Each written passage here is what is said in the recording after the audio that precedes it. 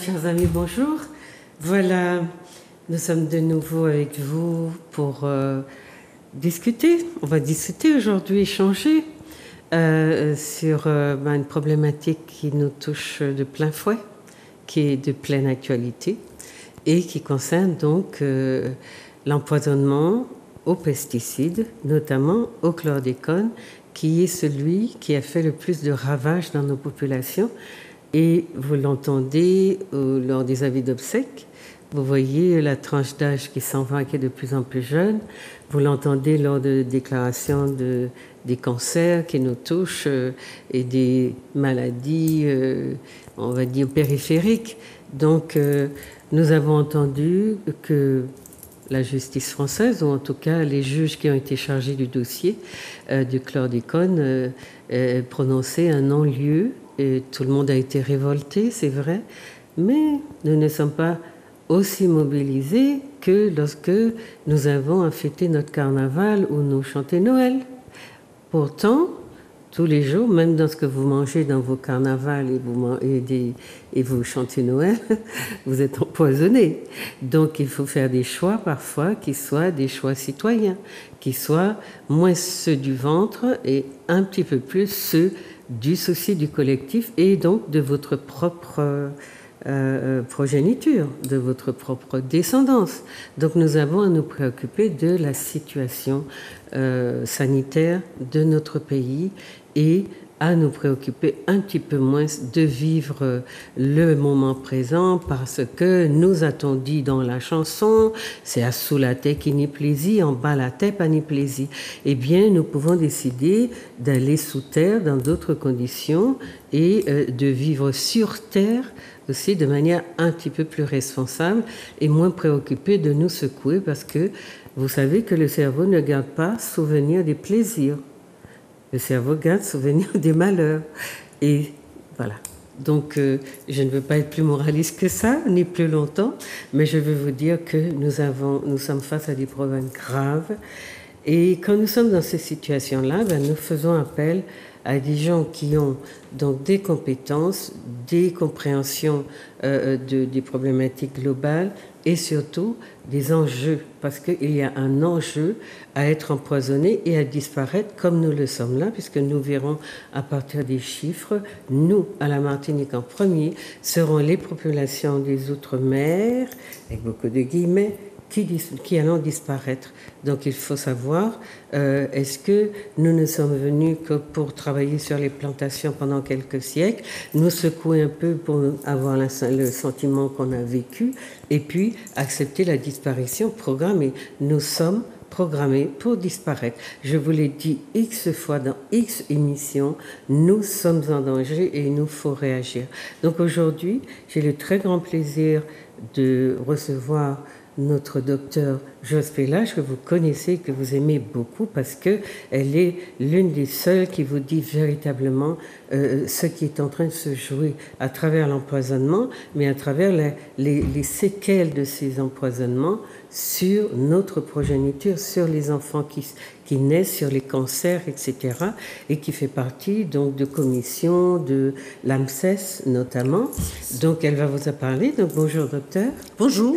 Merci d'avoir accepté encore une fois. C'est la troisième fois que vous venez informer notre population sur ces problématiques. Et donc merci pour elle, pour celles qui suivent en tout cas. Et je sais que beaucoup de gens sont intéressés par vos propos. Donc merci et puis bienvenue. On a déjà dit pour Zouk TV souhaiter les bons vœux.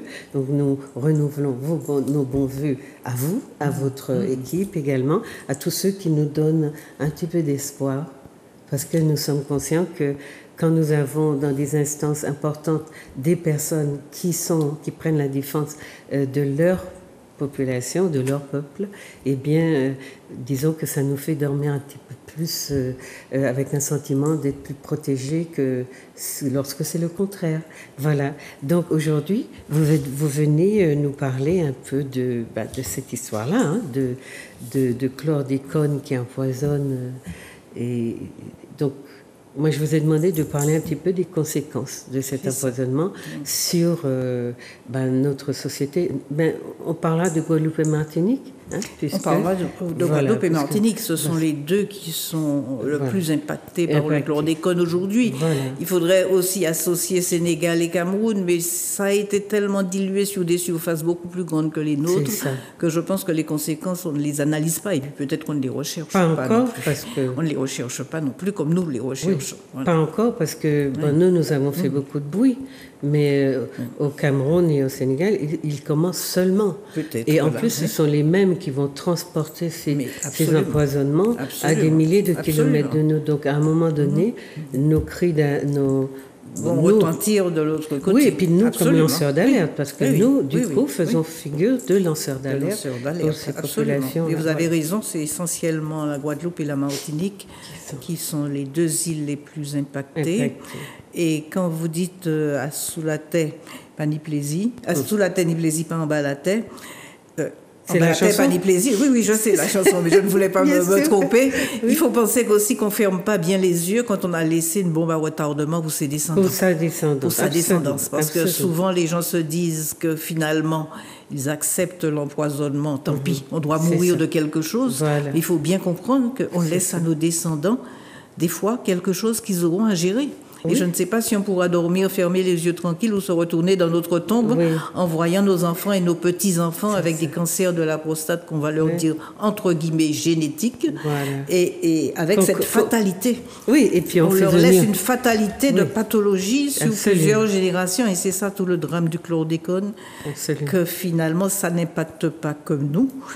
Et c'est toute la société, c'est pour ça qu'on dit que c'est le collectif. Pas l'individu seulement. On a vu avec le Covid que finalement il y a eu des dégâts chez les individus, mais il y a eu des dégâts sur la société. On ne fait plus les funérailles comme avant. On a tout perdu. On a perdu les veillées mortuaires qui réconciliaient des fois des parents qui leur permettaient de se retrouver, n'ont plus lieu. On vous fait une présentation du corps de 8 jours, c'est-à-dire de 1 heure ou 2. Parfois, vous n'avez pas vu le corps. Parfois, on n'a pas vu le corps. Quand il est mort à l'hôpital. Quand il est mort à l'hôpital, vous n'avez pas vu le corps, mais maintenant, on a remplacé les veillées par une présentation de la dépouille de 1 heure, alors qu'en fait la veillée faisait partie culturellement de notre société, de la façon dont nous gérons la mort et dont nous vivons la mort. Et finalement, il suffit d'une petite modification de l'environnement pour bouleverser quelque chose de l'individu, mais toute la culture, toute la structure, toute la culture. Voilà. Et sans compter les couples qui ont explosé avec le Covid, et on se demande pourquoi ils ont explosé. Les gens qui se sont fâchés. Donc finalement, l'environnement peut avoir un impact non seulement sur nous, sur nos descendants, mais sur la société tout entière. Tout entière. Et c'est la même chose avec le chlordécone. On ne se rend pas compte que finalement, ça a un impact sur notre façon d'être ensemble. Celui qui a une terre contaminée, qui met sur le marché un produit contaminé, je ne pense pas qu'il puisse dormir sur ses 2 oreilles le soir. Enfin, il y en a qui ont l'air de dormir. Il y en a qui dorment, mais maintenant qu'on commence à parler des conséquences, je pense qu'ils prennent un somnifère pour pouvoir s'endormir. Mais c'est pour ça que ça aurait été intéressant que, au-delà de nous préoccuper de nos plaisirs individuels et on va dire temporels, puisque voilà, nous ne sommes pas éternels, on ne vous empêche pas d'ailleurs de les prendre, mais on vous demande de vous préoccuper du collectif. Même dans une famille, si vous buvez collectivement, familialement de l'eau contaminée, vous avez empoisonné vos enfants. Vous ne l'avez pas voulu, mais vous l'avez fait, parce que l'enfant, il faut le nourrir aussi. Mais voilà, donc ceux qui dorment encore bien sur leurs 2 oreilles et qui empoisonnent tranquillement sans être s'inquiéter parce que les appareils de justice et d'État sont à leur service, justice militaire, tout ce qu'on veut, sont à leur service, eh bien il faut qu'ils sachent qu'il y a aussi une autre forme de justice, d'autres formes de justice, et on ne peut pas tuer les gens comme on le fait aussi en Afrique, comme ça, en toute impunité. Un jour ou l'autre, voilà, il y aura à payer les frais de ces comportements criminels parce qu'ils ne sont pas à désigner autrement. Voilà, docteur. Donc, je vais vous laisser vous exprimer sur ce qu'on a appelé empoisonnement. Alors, écoutez, justement, comme vous avez prononcé le mot d'empoisonnement et pas d'intoxication, je me suis dit qu'il faut quand même qu'on précise ce qu'on entend par empoisonnement. L'empoisonnement sur le plan juridique, étymologique, ça veut dire qu'on a administré une substance dont on savait qu'elle était dangereuse. Voilà. Et qu'on l'a administrée dans un but de nuire. Et donc ça veut dire que nous donnons bien une orientation à cette émission. C'est un acte volontaire. Et là, effectivement, je me souviens qu'il y a un certain nombre de précurseurs, comme Davidas, qui avait dit c'est un génocide. Dans les années 70. Dans les années 70. Là, ça veut dire que ça nous fait 50 ans, 52 ans. Il y a 52 ans, ils avaient déjà compris. À l'époque, on avait donné l'autorisation. On a donné l'autorisation en 72. Ils avaient déjà considéré que c'était un génocide. Et je pense que l'histoire est en train de leur donner raison. Absolument. Parce que le génocide, c'est la disparition de toute une population. Quand vous allez regarder les courbes de l'INSEE, donc ce sont des courbes objectives de l'Institut de statistiques, on se rend compte que depuis 2020, la population, elle disparaît. Le nombre de morts a dépassé ce nombre de naissances. Absolument. Donc on est devant une population de manière inéluctable. De façon inéluctable, parce que la courbe de natalité, elle diminue régulièrement depuis la fin des années 90. Absolument. Elle diminue de manière régulière, inéluctable. Et la courbe de mortalité, elle augmente de manière régulière. Alors la mortalité, elle est due, nous le savons, beaucoup au cancer. Elle est due au cancer, aux accidents cardiovasculaires. Et pourquoi cette mortalité, elle augmente? Parce qu'effectivement, il y a une pollution environnementale qui est importante. Alors, on parle beaucoup du cancer de la prostate, on parle du myélome, mais il y a aussi tous les autres cancers. Il y a le cancer du pancréas qui ne cesse d'augmenter aussi et qui est majoritaire dans les milieux agricoles. Il n'y a pas que le chlordécone, mais il y a aussi les autres pesticides. Tout à fait. Donc, la mortalité, elle augmente. Et la mortalité, elle augmente chez les personnes de plus en plus jeunes. C'est-à-dire que si vous analysez les courbes de mortalité, vous vous rendez compte qu'il y a une tranche d'âge qui meurt de vieillesse, sans maladie. Ce sont nos aînés, ceux qui ont 100 ans, plus de 100 ans, qui souvent n'ont peu de signes de dégénérescence, qui vaquent encore. Il y en a beaucoup qui lisent sans lunettes, de 100 ans qui lisent sans lunettes. Il y en a qui arrivent à tenir leur fourchette très bien. Il y en a qui marchent, qui font bon. C'est sûr qu'il y a, avec la vieillesse, une fatigue, une fatigabilité, une amyotrophie, mais vous avez des vieux qui vivent vieux, qui meurent simplement de vieillesse. Mais par contre, vous avez une population entre 50 et 75 ans qui meurt de maladie. Et qui meurt de plus en plus quand on écoute les avis d'obsèques. On est plus jeune que ça, docteur. Peut-être aussi plus jeune. Il y a la tranche, quand vous écoutez les avis d'obsèques, vous avez des gens d'une trentaine d'années, d'une quarantaine d'années, même s'ils ne sont pas majoritaires, mais ils sont tellement de plus en plus nombreux, c'est tellement probablement de plus en plus. Ceux de 50 ans me frappent parce que souvent, comme on dit, c'est grand-maman catérétige. C'est ça. Quelquefois, on vous dit de la part de sa mère et de sa grand-mère. Et de sa grand-mère. Exactement. Alors que habituellement, c'était les enfants qui portaient à la tombe leurs parents, au cimetière leurs parents. Donc ça aussi, c'est une modification sociétale. Que ce soit les grands-parents qui enterrent les petits-enfants. Et ça, on aura ça de plus en plus. On a donc cette population qui est née avant les années 50, avant qu'on ne commence à mettre des pesticides, pas seulement le chlordécone c'est 72, mais les pesticides c'est 55. Cette population qui est née avant, c'est-à-dire une génération des années 30, 25, 20, 30, qui a à peu près entre 80 et 100 ans, qui vit pas trop mal. Et puis on a la population qui est d'après 55. Donc on a un élément de comparaison pour dire, puisqu'on peut voir les post-années 50 et les pré-années 50 et post-années. Absolument. Et on peut voir qu'effectivement, vieillir en bonne santé, ils meurent beaucoup moins. Ah oui, absolument. C'est-à-dire ils meurent de vieillesse. Ils meurent en relativement bonne santé. Oui, c'est-à-dire ils meurent de vieillesse, voilà, parce que le cœur finit par s'arrêter un jour, les poumons, voilà. Tandis que vous avez une population qui meurt de maladie. Parce qu'elle est empoisonnée. Parce qu'il y a une intoxication globale environnementale. Donc, on va beaucoup parler aujourd'hui du chlordécone, mais il ne faut pas qu'on oublie qu'il y a d'autres pesticides, il ne faut pas qu'on oublie qu'il y a la pollution atmosphérique. La pollution atmosphérique, parce qu'on sait que quand il y a un pic de pollution, vous pouvez très bien avoir des arrêts cardiaques. Une des conséquences majeures de la pollution atmosphérique, ce sont les accidents cardiovasculaires. Il ne faut pas qu'on les oublie également. Et parce que toutes les nanoparticules qui sont apportées par les entreprises, par les industries, par les voitures, par nos bateaux de croisière aussi. Les nanoparticules sont apportées par nos bateaux de croisière. Donc tout cela entraîne aussi des maladies cardiovasculaires qui peuvent être responsables de morts rapides, subites. Mais on va surtout se concentrer sur la question sur les maladies cardiovasculaires. Le docteur Henri Joseph nous a livré des chiffres.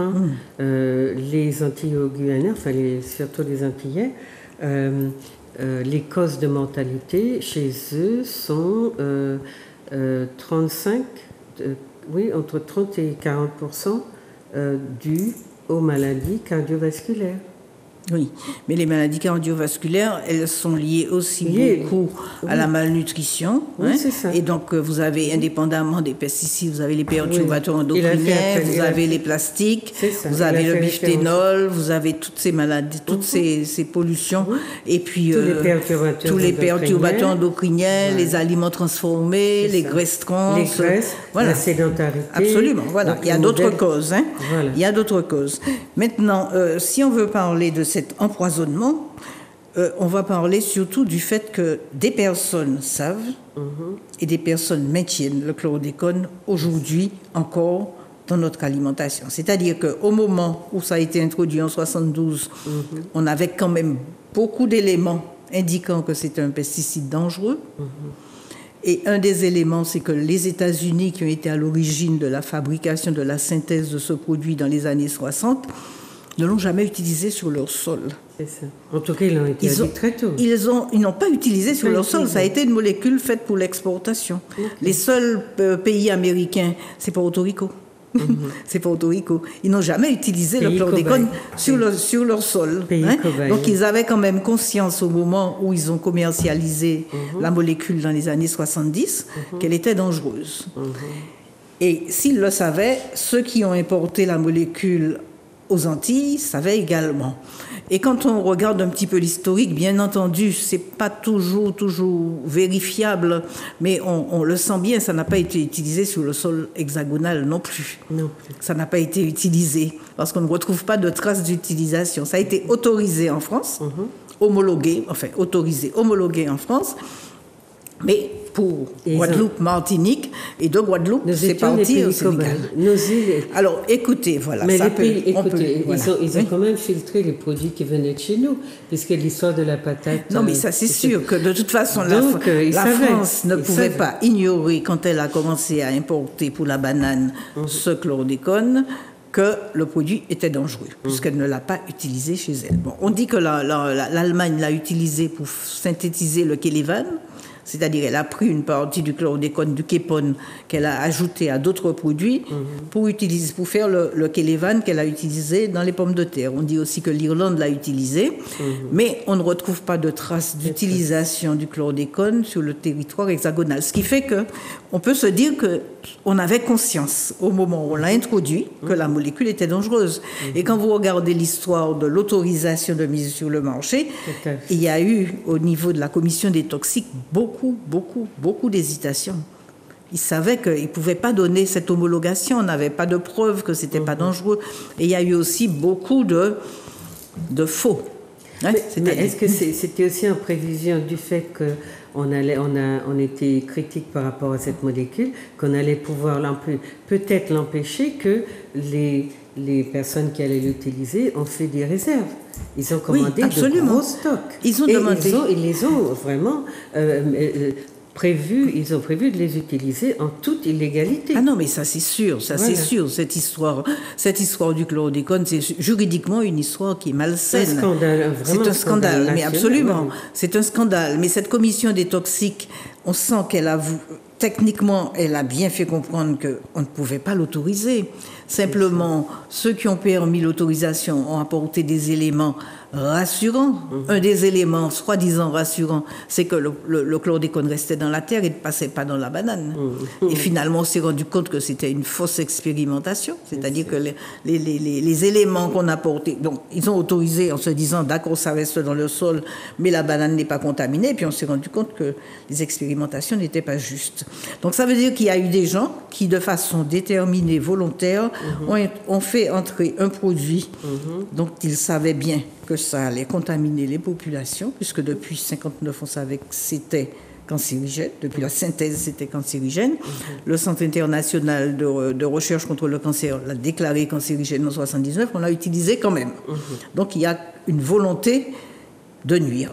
Et il faut voir la catégorie des personnes qui bénéficient de cette violation, enfin de ce savoir, sans en tenir compte, sans qu'ils décident de renoncer.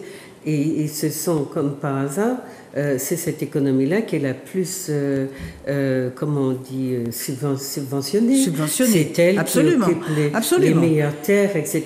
Non, donc mais absolument. Simplement, je pense qu'il faut peut-être relativiser le fait qu'ils aient voulu empoisonner les populations antillaises, parce que je pense que si on regarde le scandale de l'amiante, on savait depuis longtemps que l'amiante donnait des mésothéliums pleuraux, les pneumologues n'avaient pas cessé de tirer la sonnette d'alarme. On a quand même maintenu, l'État français a quand même n'a pas pris les dispositions. Il a fallu attendre, peut-être pas des catégories, mais je pense qu'il y a une certaine lenteur de réaction aussi au niveau administratif. Il a fallu attendre 50 ans pour qu'on reconnaisse effectivement, alors que les médecins avaient déjà compris. Et là encore, aujourd'hui, vous voyez qu'il y a une association hexagonale dans le Limousin qui se bat contre les produits d'épandage aérien. Parce qu'il remarque que ces produits donnent des leucémies aux enfants, ils tirent la sonnette d'alarme, mais ils n'arrivent pas à faire interdire l'épandage aérien. Aussi. Non, voilà. Mais quand vous dites lenteur administrative, moi, ce que je sais dans la façon dont fonctionnent les États modernes, c'est que on a mis à la place des personnes qui devaient être au service des peuples, des technocrates qui sont au service de la finance et des intérêts des catégories privilégiées. Donc la lenteur. D'ailleurs, quand on a interrogé les gens sur le ministre qui a donné l'autorisation ici, il y a toujours des explications un peu alambiquées, parce qu'en fait, ils n'osent pas dire que derrière, il y a la pression des gros propriétaires et des personnes qui sont les bénéficiaires de l'utilisation. Absolument. Donc, c'est pour ça que je dis, il y a des lenteurs, mais il faut savoir qu'il y a des lenteurs qui sont en fait guidées ou motivées. Il y a des freins, et aujourd'hui encore. Voilà. Et aujourd'hui encore. Mais ce que je voulais vous dire, c'est que ces freins existent aussi en France. Il ne faut pas oublier. Dans la vigne, par exemple, on utilise encore des produits qui sont dangereux, qui donnent des leucémies. Et on le voit aussi pour les précautions qui tournent autour des ondes électromagnétiques. On peut avoir des fausses expertises. Voilà. On sait que les Français sont très touchés par les cancers. Le problème, c'est, est-ce que parce que ça existe en France, il faut que ça existe chez nous? Parce que il y a encore des corps, des professions, des réactions. Ils sont 67 millions. Il y a encore une société civile et puis des personnes, des professionnels engagés, tandis que nous sommes vraiment livrés à une catégorie, aux décisions, d'abord aux lenteurs de l'État, à l'éloignement, et puis au fait que nous sommes de toutes petites populations et que nous n'avons pas vraiment on va dire, d'institutions qui prennent notre défense. D'ailleurs, on dit ici qu'on est dans une justice à deux vitesses. Il y a très peu de chances qu'on fasse condamner, par exemple, à partir de cette justice, ceux qui nous font du mal. Absolument. Donc, je pense qu'il faut quand même que nous soyons bien conscients que nos Martiniquais aussi n'ont peut-être pas pris toutes leurs responsabilités dans cette affaire. C'est ce que je dis. On n'a pas d'institution. Voilà, c'est ça. C'est pas simplement une question de relation avec l'État métropolitain. parce qu'on sait tous que c'est un député martiniquais qui a demandé les premières dérogations, qui a insisté auprès du ministre. Oui. Il a insisté quand vous regardez à l'occasion, il a dit pourquoi il a insisté. Il avait une catégorie socio-professionnelle qui faisait pression. Non, mais absolument. Qui faisait pression puis qui allait lui assurer son élection. Mais cette catégorie socio-professionnelle n'était pas faite que de lobby. Elle était faite aussi d'agriculteurs martiniquais. Parce que ces agriculteurs, ils avaient besoin des subventions européennes. Oui, mais c'est ça. Voilà. Mais c'est un système. Oui, c'est un système. Voilà, c'est un système. Et il ne faut pas qu'on se dédouane, nous, Martiniquais, de notre responsabilité. Il n'est pas question de ça, parce que j'ai dit qu'on n'a personne pour nous défendre. Voilà, c'est ça. Oui. Et je pense que c'est comme vous dites, c'est tout un système. Mais ce qui me peine aujourd'hui, c'est qu'après avoir dénoncé autant cet empoisonnement qui a commencé dans les années 70, on constate qu'il continue aujourd'hui. Absolument. Alors, c'est-à-dire qu'on n'a pas tiré les leçons du passé, et c'est là qu'on peut se dire qu'il y a peut-être une volonté de nuire,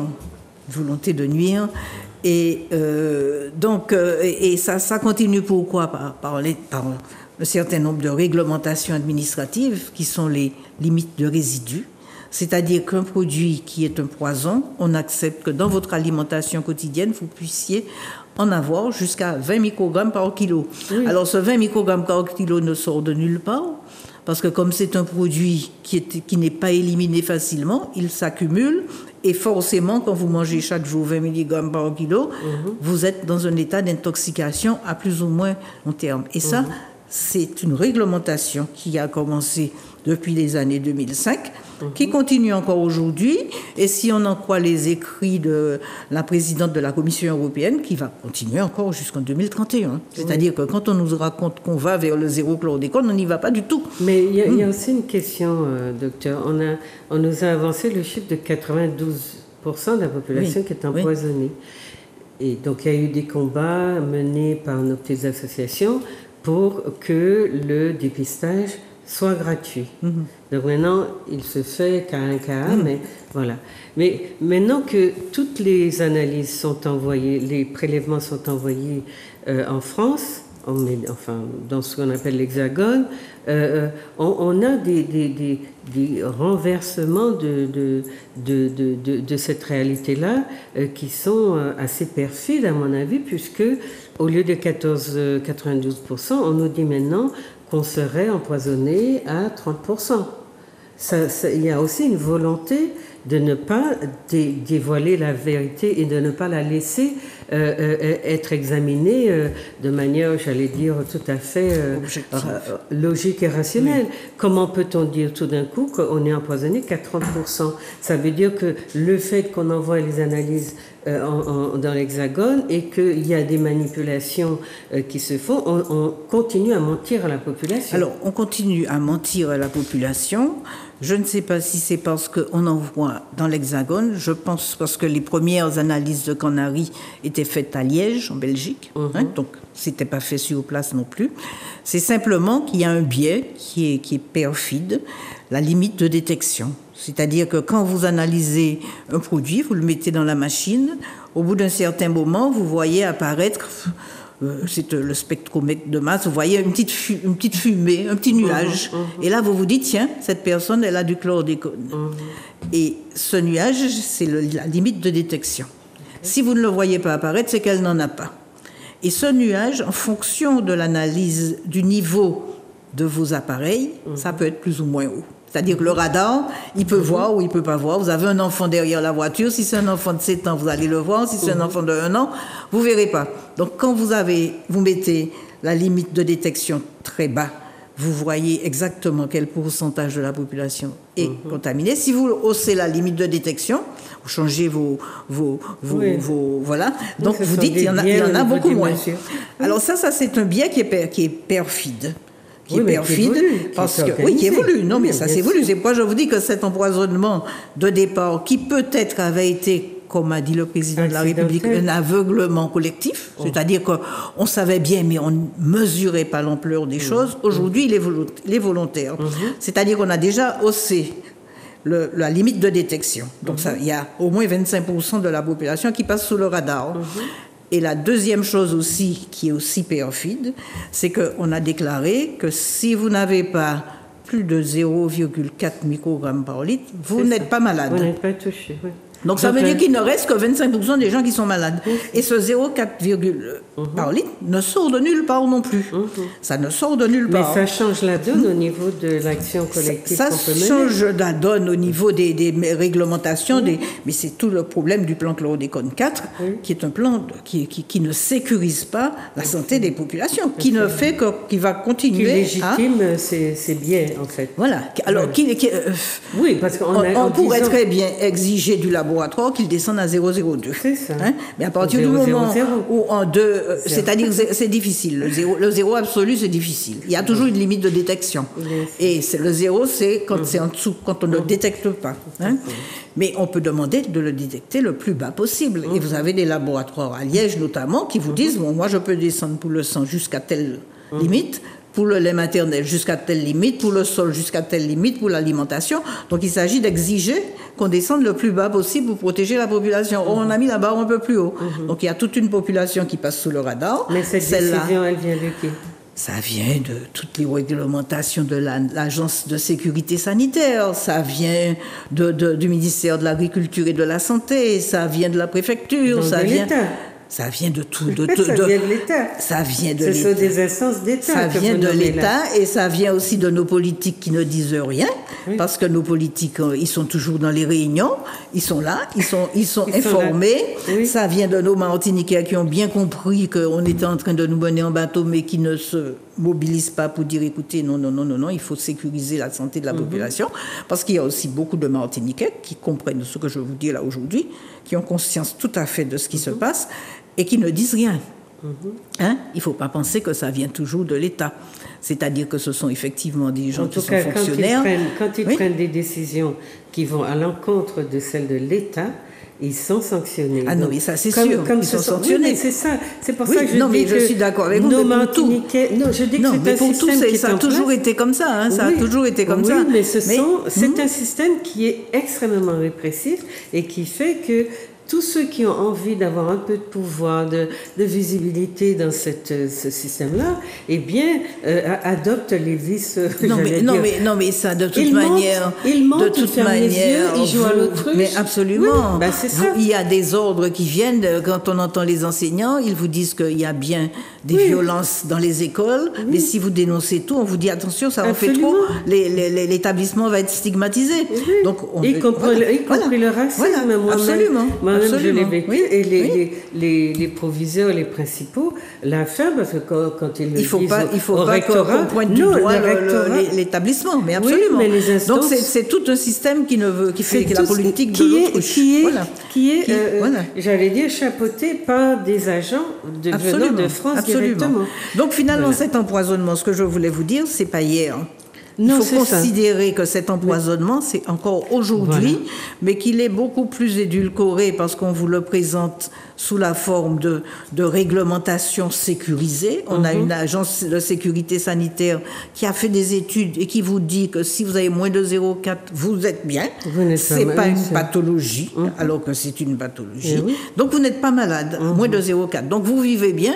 Et comme 75% de la population a moins de 0,4, on vous dit, mais le chlordécone, écoutez, c'est vous qui en parlez. C'est du passé. C'est vous qui faites des passés. Mais qui faites des problèmes. C'est des passés. Mais il faut aller plus loin, et c'est tout l'intérêt de l'émission d'aujourd'hui, regarder les conséquences. Et ces conséquences, elles sont évidentes aujourd'hui. Alors, je veux dire un petit mot aux téléspectateurs. Donc, vous avez bien compris qu'aujourd'hui, nous avons placé le thème de l'émission sous la question de l'empoisonnement. Nous n'avons pas choisi. Qu'est-ce que vous avez dit, docteur ? Que l'empoisonnement, c'est l'administration volontaire. Non, c'était pas le... L'intoxication. C'est pas l'intoxication, c'est l'empoisonnement parce que c'est volontaire. C'est volontaire. Donc vous avez compris que l'émission est sous ce chapeautage-là, parce que nous sommes conscients qu'il faut vous alerter sur la gravité de ce qui vous touche. Il faut sortir des petits détails ou des petits amusements, des petites explications un peu, j'allais dire, édulcorées qu'on vous sert. Il faut que vous ouvriez les yeux et que vous compreniez ce qui est vraiment en jeu dans cet empoisonnement. Donc, docteur, vous allez nous parler des conséquences. Des conséquences de cet empoisonnement. Alors, les conséquences, elles sont visibles sur cette courbe démographique qu'on nous a présentée tous. Depuis 2020, la population ne se renouvelle pas parce que la natalité diminue, la mortalité augmente. Et un des indicateurs les plus fiables, c'est que la mortalité infantile aussi augmente. La mortalité infantile, c'est-à-dire avant l'âge de 1 an, c'est un des indicateurs de l'état de santé d'une population. Vous avez des éléments là comme ça qu'on prend un petit peu pour essayer d'évaluer à la louche comment va une population. Quand sa mortalité infantile augmente, en général, c'est que la population va mal. Parce qu'on met beaucoup d'énergie et de moyens pour diminuer la mortalité périnatale, la mortalité infantile. Or, en Martinique, malgré tous les moyens que l'on a mis pour la mortalité périnatale précoce, c'est-à-dire dans les 7 premiers jours de la vie et juste avant l'accouchement, on se rend compte qu'on est à 10% de prématurité et c'est incompressible depuis au moins 30 ans. C'est incompressible. C'est-à-dire que là où les autres départements ont fait beaucoup de progrès, ils ont amélioré le suivi des grossesses, il y a des sages-femmes à domicile, il y a des échographies, il y a des conseils alimentaires. Toute cette amélioration de la prise en charge de la fin de grossesse et de la naissance qui a permis de diminuer la mortalité périnatale ne marche pas chez nous. C'est-à-dire on est à 10% de prématurité et on est à un taux de mortalité infantile. 33 nourrissons sont décédés en 2021, 7,2% de décès pour 1000 enfants nés vivants, alors qu'en France c'est 3,5 pour 1000. Voilà. Donc on est à une mortalité, une prématurité plus du double que la France et qui est surtout incompressible. C'est-à-dire que quand vous analysez, parce que périodiquement vous analysez les causes et que vous essayez de remédier aux causes, vous n'arrivez pas à descendre plus bas. D'accord. Donc il y a un élément S, il y a un élément X qui est responsable et nous disons que ça peut être la pollution par les pesticides, dont le chlordécone. Pourquoi nous le disons ? C'est parce que depuis le début, on sait qu'une des conséquences du chlordécone, c'est la reprotoxicité, c'est-à-dire la toxicité sur la grossesse et la naissance. Et ça a été connu depuis 1975. Est-ce qu'on fait des analyses sur les corps des enfants? Le cordon, on aurait pu faire un dosage de cordon. Mais non, ça, on le demande depuis... Ça fait longtemps qu'on demande, parce que le sang du cordon... il est disponible. Il est disponible. Et on fait beaucoup de dépistage au sang du cordon. Récemment encore, ils ont ajouté des dépistages de maladies génétiques que vous voyez un cas sur 1 milliard. Donc, si on voulait faire la recherche de chlordécone au cordon, mais c'est un combat qu'on n'a pas arrêté. On va continuer à le demander. Faire le dosage au cordon pour savoir. Parce que, alors, en Guadeloupe, l'enquête Hibiscus, c'était dans les années 95, me semble-t-il, à peu près, avait essayé de repérer un petit peu quel était l'état de contamination des enfants. Et il s'était rendu compte que sur leur cohorte, il y avait 88% de femmes enceintes contaminées, 88%, c'est pas 2, 88%. Et parmi ces 88%, il y avait 60% de nouveau-nés contaminés. C'est-à-dire qu'on sait aujourd'hui que si une femme enceinte a du chlordécone dans le sang, il y a une chose sur 2 que son enfant en est. Et 41% de lait maternel. C'est pas le cordon qu'elle nourrit l'enfant, donc... non, mais ça, c'est sûr. Non, mais si vous voulez, à un certain moment, on avait des doutes, mais on ne savait pas. Mais là, on sait qu'une fois sur 2, ça passe. Donc, ça veut dire que sur nos naissances, il y a un enfant sur 2 qui naît avec du chlordécone, et ça peut expliquer et la prématurité et la mortalité périnatale précoce. Et quand vous dites on a demandé, ça n'a pas été accordé. C'était l'AMSES, l'association. L'association a demandé que ce soit fait au cordon. Et qui est-ce qui refuse? C'est les autorités administratives. ça ne sert à rien. Mais à quoi ça vous sert? C'est le ministère de l'Agriculture, c'est le... Voilà. Et c'est une question de financement? C'est pas une question de financement, l'argent. Vous avez vu comment on a lâché de l'argent au Covid. Voilà. Il y a de l'argent, hein? C'est ça. Il y a de l'argent. De toute manière, le prélèvement est simple.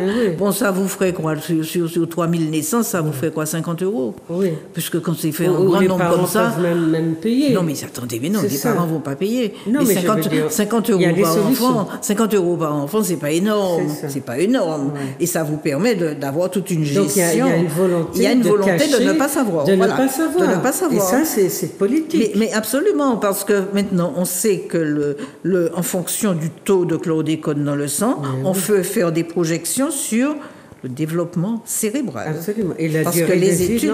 Vie, alors, il y a la durée de vie, la mortalité périnatale, mais ce qui est aussi très important, c'est que toutes les études qu'on a faites en Guadeloupe Timoun font un lien entre le taux de chlordécone au cordon et le quotient intellectuel à 7 ans. À 7 ans.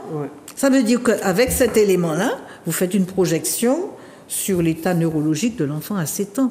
Et là aussi, il faut aussi savoir lire les éléments statistiques dont nous disposons. Nous avons 50% de nos enfants qui sont en ZEP. Absolument. 50%. Ça veut dire que si on va pour 2050, donc nous sommes en chute libre, nous sommes à peine à 280 000 habitants. Donc pour ceux qui la natalité diminue, mais notre population sera débile. Elle sera débile. C'est-à-dire que déjà aujourd'hui on a 50% et encore 50% en ZEP. Mais dans toutes les classes, vous avez 1 ou 2 enfants dyslexiques, dyspraxiques, autistes. Dans toutes les classes. Donc ça veut dire qu'on est peut-être à 60% d'enfants en difficulté neurologique. Et ça, si vous essayez de comprendre qu'en 72 on a mis le chlordécone, là ça nous fait 50 ans, ça fait 2 générations. Il y a 2 générations qui ont été impactées par le chlordécone. Vous dites aussi tous les dyslexiques disent cela. Pourquoi ça s'est développé autant dans nos populations? Mais parce que c'est l'étude Timoun qui nous a dit ça. C'est ça. C'est-à-dire que nous savions depuis le départ, parce que aux États-Unis, quand ils ont eu leur premier accident en 1975, ils se sont rendus compte que les ouvriers qui avaient été contaminés massivement par le chlordécone avaient présenté 2 types de troubles, les troubles neurologiques et les troubles spermatiques, le sperme. Donc on savait dès le départ, depuis 1975, que le chlordécone agissait sur le cerveau et sur le sperme, donc sur la reproduction. Donc nous étions informés, on ne pouvait pas dire qu'on ne savait pas. Et comme ils présentaient des troubles de mémoire visuelle, ils présentaient des tremblements, des troubles de la motricité fine. Et c'est ce qu'on retrouve chez les enfants. Les dyspraxiques, c'est des enfants qui ont des troubles de la motricité fine. Ils ont peut-être une intelligence normale, ils ne savent pas tenir un crayon, ils ne savent pas enfiler une aiguille, ils ne savent pas attacher un lacet. Et en les voit, ils ne savent pas faire les connexions simples. Ah oui, non, quand mais on ça, raisonne c'est sûr. Avec les jeunes. Et la mémoire visuelle, c'est la dyslexie. Si vous n'avez pas de mémoire visuelle, vous ne pouvez pas accéder à l'écriture et à la lecture. Absolument. Donc finalement, avec... Donc, aux parents, on va dire... tous ceux qui observent des difficultés chez les enfants, de ne pas leur taper sur la tête parce qu'ils sont couillons. Ils ne sont pas forcément couillons, mais ils ont une désorganisation du cerveau. Que c'est parce que l'enfant est couillon. Ou qu'il fait exprès. Le petit malheureux. Qu'il fait exprès. Essayez de comprendre que finalement, il est intoxiqué. Il est intoxique dans le cerveau. Et c'est là que je trouve que c'est vraiment dommage qu'aujourd'hui, on n'ait pas pris la mesure des choses et qu'on n'ait pas cherché à régler ce problème. Parce que l'étude Timoun, c'est 2012. Donc en 2012, on nous a confirmé. En 1975, on savait que ça agissait sur le cerveau. On l'a mis quand même. En 2012, on a essayé de voir si ça agit sur le cerveau des enfants. On a eu confirmation que ça agissait sur le cerveau des enfants pendant la grossesse. On n'a toujours rien fait. Qu'est-ce que ça signifie concrètement, docteur? Qu'on continue à laisser une population être décimée de cette écoutez, façon-là. ça va faire des débiles et des stériles, et petit à petit, vous avez manipulé une population. Parce que quand vous avez une population de débiles, d'hypothyroïdiens, vous dites des choses, les gens ne comprennent pas, vous avez des gens serviles, vous avez des gens à votre disposition. Donc c'est ce que prévoit le livre de Aldous Huxley, Le meilleur des mondes. On inocule des produits. Et vous avez une population à votre service, vous faites ce que vous voulez. C'est exactement. Faites ce que vous voulez. Ils sont incapables, et au bout de certains moments, c'est Barbara Domenech qui nous disait, mais cette pollution chimique, au bout de certains moments, la population sera incapable de réagir. Elle sera incapable de réagir. Donc ceux qui ont compris qu'il y a un empoisonnement, c'est à eux de prendre la décision de réagir. Parce que et des fois, vous regardez notre population, quelquefois, je me demande s'ils ne sont pas en hypothyroïdie aussi, parce que vous leur expliquez les choses et vous avez l'impression que ça ne bondit pas comme on aurait pu se bondir de révolte. Aussi trop d'informations. Oui, ils ont trop d'informations. Ils sont peut-être aussi incapables d'avoir le punch qu'il faut. Mais les cellules, je sens que les connexions au niveau du cerveau, du raisonnement, je sens chez les gens... Mais ça, c'est très possible. 92% de gens qui ont du chlordécone, eh bien, écoutez, le fonctionnement de l'hypothyroïdie, on le sait, ça a été découvert parce qu'il y avait ce qu'on disait une bradypsychie, c'est-à-dire un ralentissement idéatoire, un ralentissement du fonctionnement. Et il faut quand même penser que nous sommes peut-être déjà dans cette situation. Moi, je crois qu'une partie de notre population est déjà touchée. Elle est dans cette situation. Donc c'est ceux qui réfléchissent qui doivent prendre les décisions pour eux. C'est ça. Qui doivent prendre quand on vous dit les gens, finalement, ils sont bien contents, ils mangent leur chlordécone, ils mangent leur dachine chlordéconée. Pourquoi vous voulez changer les choses? Peut-être qu'ils ne sont pas capables de comprendre qu'il y a un enjeu et de réagir. Moi, je crois que nos politiques n'ont jamais été habitués à vivre et à gérer des problématiques aussi importantes et qu'ils s'appuient sur les décisions de l'État. Le problème, c'est qu'eux aussi, ils ont une descendance. Eux aussi, ils ont une descendance, on va dire, privative, mais il y a aussi tout le collectif dont ils veulent être les représentants. Donc c'est très curieux pour les parents. Ils sont dans le déni. Ils sont dans le déni. Ils sont dans le déni qui les protège parce qu'ils se disent c'est tellement grave qu'elle ne peut pas avoir raison quand elle dit ça. Oui, quand vous dites que, écoutez, regardez, il y a 50% de personnes en ZEP et la natalité diminue, oui, mais il n'y a pas que ça. Il ne faut pas parler que du chlordécone, il faut parler de tout le reste. Et puis, on va vous dire, vous avez mentionné tout à l'heure les questions, ils ont une tendance actuellement à essayer de trouver dans l'ADN des populations les causes de leurs problèmes. Les subsahariens. Par exemple, mais c'est bien ce que je dis. Les populations subsahariennes. C'est un racisme assumé. Et on a fait venir des Américains. Monsieur Charles-Nicolas était dans cette organisation. Je dis son nom parce que je sais pourquoi je le fais. Et il s'agissait de venir dire aux Martiniquais, à leur nez et à leur barbe, que oui, c'est chez les Noirs, la prostate, le cancer de la prostate est courant. C'est une maladie de nègre, en fait. C'est ce qu'on nous a dit. Maintenant... Et aujourd'hui, on sait que la prostate, là, que justement tous les nègres qui sont atteints de cette maladie, de ce cancer, par ce cancer, sont des personnes empoisonnées. Mais enfin... Maintenant, avec les gamins, on va nous dire oui, c'est vrai que les nègres ont toujours été un peu couillons. Mais tous les tests qu'on a fait, justement ce qui va arriver. Ils sont en dessous. Ils sont en dessous. C'est-à-dire qu'on confirme la théorie de Aldous Huxley, le meilleur des mondes. Je demande à tous les gens de lire ce livre-là parce qu'il est passé comme ça. Mais je suis sûre que c'est le livre de chevet de nos élites occidentales. En tout cas, je suis sûre que c'est un livre de chevet. Moi-même, j'en ai fait une étude scientifique que j'ai publiée. C'est pour vous dire comment ce livre-là m'avait choqué.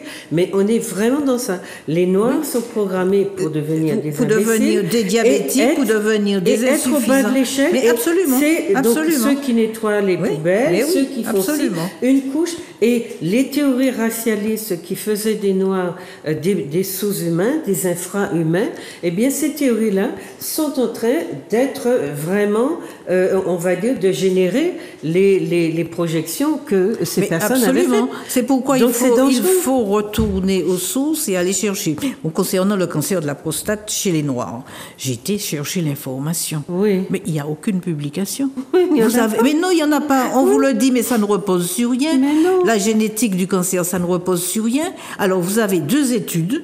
Mais dans ces études, vous avez très peu de Noirs américains. Et pourquoi vous avez très peu de Noirs américains? Parce qu'ils ne vont pas consulter facilement. Absolument. Donc, il y avait eu quelques Noirs américains. Donc, ce n'est pas une étude qui est valable sur le plan statistique, parce que les populations blanches et les populations noires n'étaient pas équivalentes. Exactement. Donc, alors ça, c'est la première chose. Et pourquoi on fait un colloque pour venir dire aux gens? La deuxième chose, c'est que nous avons maintenant la connaissance de ce qu'on appelle l'épigénétique. Absolument. C'est-à-dire que le lien entre les gènes et l'environnement, quand un gène se retrouve placé dans un milieu environnemental délétère, trop agressif. Il ne mute pas ce gène, non, mais il se transmet mal. Il se transmet mal.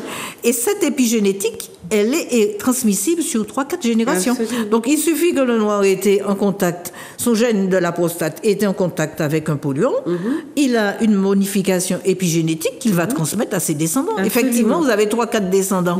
Mais le point de départ, c'était le polluant. Et la deuxième chose aussi qu'il faut bien faire comprendre aux gens, c'est que c'est réversible. Oui. C'est que c'est réversible, c'est-à-dire que si vous enlevez le polluant, il ne fait plus de cancer de la prostate. Mais ça, on lui dira jamais, puisqu'on n'enlève pas le polluant. Mais docteur, est-ce que vous avez vu qu'à l'issue de ce colloque, les Martiniquais ont considéré que de toute façon, avec cette question de l'épigénétique, eh bien, ils étaient naturellement malades.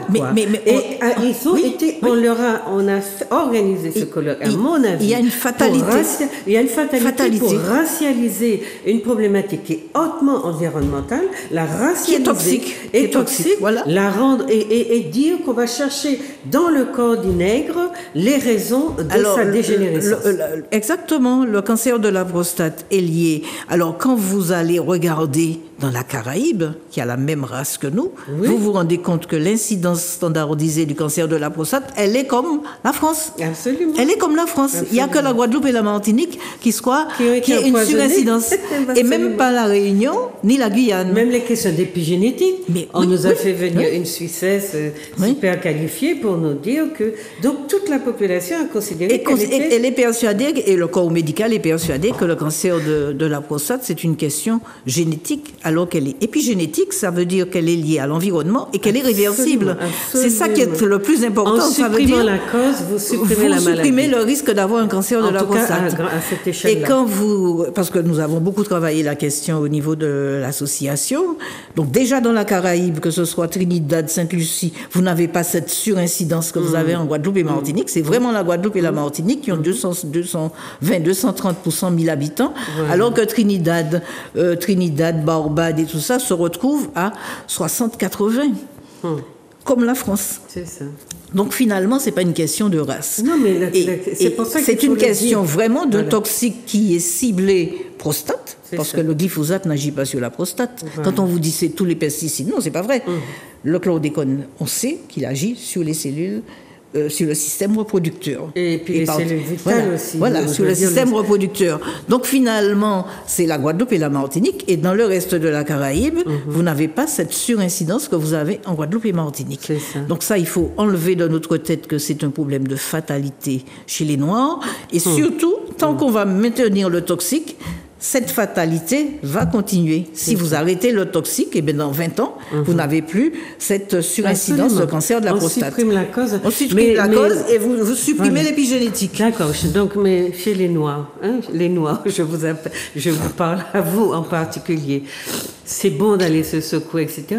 Mais préoccupez-vous de la survie de votre groupe. De vos descendants. De vous. Parce que vous pouvez très bien avoir envie de finir avec la vie, mais vous avez mis au monde des enfants. Absolument. Voilà. Et puis même, vous êtes responsable d'une société dans laquelle vous vivez, qui vous donne du plaisir. Quand vous allez vous secouer en masse là, c'est parce que les autres aussi sont là. C'est un collectif. Donc, préoccupez-vous de ça et faites bien attention à ce livre notamment qui diffuse ce genre d'idées en faisant venir des spécialistes, etc. pour vous dire que vous êtes naturellement malade parce que vous êtes noir. Faites bien attention à cette racialisation de nos problématiques, racisation et... Bon, et une autre chose également concernant le cancer de la prostate qui nous permet de voir que ce n'est pas une question génétique, c'est que quand on trace la courbe d'évolution du cancer de la prostate depuis peut-être 50 ans, on se rend compte qu'elle a augmenté. Il y a une augmentation en 95. Ça veut dire que le cancer de la prostate qui évolue, ça augmente dans le monde entier. Mais si vous comparez, par exemple, à la courbe de métropole, ça augmente, mais au bout d'un certain moment, ce n'est plus parallèle. Si l'augmentation était naturelle, ça serait parallèle. Mais maintenant, vous avez une sur-augmentation au bout d'un certain moment et ça se situe autour de 95. Ça veut dire qu'il y a quelque chose d'autre. Il y a un lien de causalité. Il y a quelque chose d'autre. Voilà. Et la génétique, elle n'augmente pas aussi vite. Une maladie génétique, ça prend des dizaines, des centaines d'années pour s'installer dans une population. Absolument. Donc le fait simplement de la courbe et de la surincidence qui commence en 95 montre que ce n'est pas lié à un gène particulier, à une malédiction que nous aurions de faire des cancers, parce que ça c'est pour le cancer, ça c'est pour le diabète, ça c'est pour l'obésité, ça c'est pour l'hypothyroïdie. Chaque fois on vous dit oui, mais les populations subsahariennes, elles fonctionnent pas comme nous, parce que c'est elles qui mettent les pesticides. C'est de l'épigénétique, c'est pas de la génétique. Il faut bien dire que c'est de l'épigénétique. C'est de l'épigénétique. Mais quand vous regardez, docteur, les courbes, puisqu'il y a des... si vous allez au tableau de bord des Outre-mer, de l'IEDOM, ben, vous avez des comparaisons entre les populations des Antilles et celles de la France, enfin les courbes d'évolution ou d'involution. Vous voyez, la Martinique plonge, elle a presque la tête dans l'eau. La Guadeloupe la suit, mais il y a quand même un écart. Elle est moins en danger que nous. Et puis la courbe de la France, elle augmente. Mais la population française, malgré la baisse... C'est pourquoi il faut considérer que ce n'est pas une baisse de fécondité, mais de fertilité. C'est-à-dire que vous êtes un couple, vous pouvez décider ou non de faire 1, 2, 3, 4, 5 enfants, c'est la fécondité. Mais vous pouvez très bien vouloir faire des enfants et ne pas pouvoir faire, c'est la fertilité. C'est ça. Et la différence entre nous, c'est la fertilité. C'est-à-dire des couples veulent un enfant, ils ne peuvent pas le faire. Tandis qu'en France, ils décident de ne pas en faire. C'est la fécondité qui baisse en France. Donc ça veut dire que cette fécondité, on peut la faire repartir. Mais elle repart beaucoup. Elle va repartir et malgré la baisse de fécondité en France, la population augmente. Non, mais dans les couples de métropolitains qui sont installés chez nous, ils ont tous 3, 4, 5 enfants. Ils font des enfants, oui, mais c'est la fécondité. Mais je veux dire, les mêmes problématiques qui touchent nos populations d'ici, qui ne peuvent pas faire d'enfants, ne touchent pas la population des métropolitains. Et ni la population des Haïtiens qui viennent ici et des Saint-Luciens. Enfin, des gens qui ne sont pas encore impactés. Non, mais je veux dire, mais non, parce que finalement, il faut quand même une bonne dizaine d'années pour que ça agisse sur la fertilité. Si vous regardez effectivement les populations environnantes, sainte-luciennes, dominicaines, haïtiennes qui sont en Martinique, elles font des enfants sans difficulté. Elles font des enfants sans difficulté. Donc nous avons effectivement un problème réel de fertilité. Et concernant le cancer de la prostate, pour finir encore, ce qui est particulier aussi et qui montre qu'il y a un lien avec le chlordécone, c'est qu'il y a un rajeunissement du cancer de la prostate. Quand vous faites les courbes par rapport à la métropole, l'âge moyen c'est 65-70 ans. Chez nous, ça descend à 40 ans. Oui, je sais. Il y a des gens de 40 ans, ce que vous ne voyez pas du tout en France. Absolument. Donc ça veut dire qu'il y a quand même un problème qui est un problème autre, problème extérieur, et le chlordécone, on pense qu'il a son rôle à jouer. Et donc, on parle bien d'empoisonnement. Et vous avez parlé de pathologies nouvelles, docteur, donc on voit apparaître suite à cet empoisonnement, au-delà de ces... C'est toutes les pathologies neurologiques, c'est toutes les pathologies neurologiques, c'est-à-dire les dyslexies, les dyspraxies. Voilà. Ceux qui sont enseignants depuis 30-40 ans se rendent bien compte qu'ils avaient exceptionnellement dans une classe un autiste. Exceptionnellement. Aujourd'hui, ils en ont un. Ils ont 2 dyslexiques, un dyspraxique dans une classe de 25 enfants. Donc ça veut dire qu'on se rend bien compte qu'il y a un environnement différent maintenant. Et tous les enseignants vous font remarquer ça, qu'il y a des enfants à qui vous expliquez 50 fois comment on tue un crayon le lundi, et bien le mardi, il faut réexpliquer. C'est la dyspraxie. Ça veut dire que ça n'a pas été mémorisé. Et avant, on ne savait pas lire parce qu'on n'avait pas accès à l'école. Il y a 50 ans, beaucoup de gens n'avaient pas accès à l'école. Quand ils avaient accès à l'école, ils passaient le certificat d'études, ils savaient lire, ils savaient écrire, ils savaient compter, une multiplication, une addition, une règle de 3. Aujourd'hui, vous avez des enfants qui arrivent en 6e qui ne savent pas lire. Alors, vous ne savez pas lire, vous ne saurez pas être formé, parce que pour être formé, il faut savoir au moins lire. Vous ne pourrez pas accéder à des formations courantes, même des formations de base du type CAP, parce qu'il faut savoir additionner, multiplier, faire une règle de 3, même si vous avez une calculatrice, mais il faut poser la règle de 3. Combien de carreaux j'achète pour carreler une pièce de telle surface, il faut comprendre tout ça. Pour vivre dans ce monde-là, il faut un minimum. Mais de toute façon, vous êtes agriculteur, vous avez une notice, quand vous utilisez un certain nombre de produits, il faut savoir lire la notice et comprendre la dilution du produit. Donc ça veut dire que nous avons une génération d'enfants qui seront difficiles à mettre sur le marché du travail. Les apprentissages de base ne pouvant pas se faire, parce qu'il ne s'agit pas de leur faire des cours de soutien, il y a tout un système cérébral qui ne fonctionnent pas. Donc, ils ne peuvent pas mémoriser. Ils ne peuvent pas mémoriser la lecture, ils ne peuvent pas mémoriser le calcul. Et donc, ce sont des enfants qu'on aura vraiment du mal à recycler. Et quand on se rend compte que c'est plus de 60% de la population... Mais si ce sont des enfants handicapés, on aura une société en charge d'une masse de handicapés. Ça va être compliqué. Ça va être compliqué quand ils auront 25-30 ans sur le marché du travail. Ça va être très, très compliqué. Et je crois qu'il faut quand même qu'on arrive à se rendre compte de... Quelquefois, on vous donne les indicateurs au début d'année. Bon, on ferme tant de classes à Fort-de-France, on ferme des écoles. Donc, vous vous dites, bon, la population diminue, mais c'est quand même très grave. C'est quand même très grave. Et quand on fait les évaluations de fin de premier cycle et qu'on se rend compte que vous avez 30% des enfants qui ne savent pas lire à la fin du CM2, c'est quand même très grave. C'est pas simplement un fait divers, parce que ces enfants-là, quand ils auront 30-40 ans, qu'est-ce qu'ils feront en Martinique, en fait ? Comment vont-ils prendre en charge la société martiniquaise ? Et c'est là que vous vous dites, il y a peut-être quelque chose de programmé. Parce que, à mon avis, c'est pas ces enfants-là qu'on a prévu de laisser la direction de la société. Parce que j'ai expliqué... certainement, voilà. J'ai expliqué 1000 fois que ça n'est pas la société qui disparaît, mais la population, le peuple martiniquais.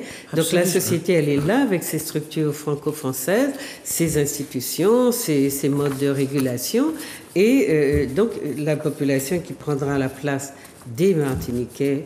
Je ne parle pas de gens qui arrivent aujourd'hui et qui nous disent qu'ils sont martiniquais. Hein. Je vous parle de ceux qui descendent des esclavagés et des immigrants et qui ont construit ce pays. Maintenant, pour moi, ce qui est intéressant dans ce que dit docteur Jos Pélage, c'est que les parents comprennent qu'ils ont beaucoup de difficultés avec leurs enfants. Et j'en connais beaucoup qui se plaignent, qui tapent les enfants, qui crient, qui sont énervés.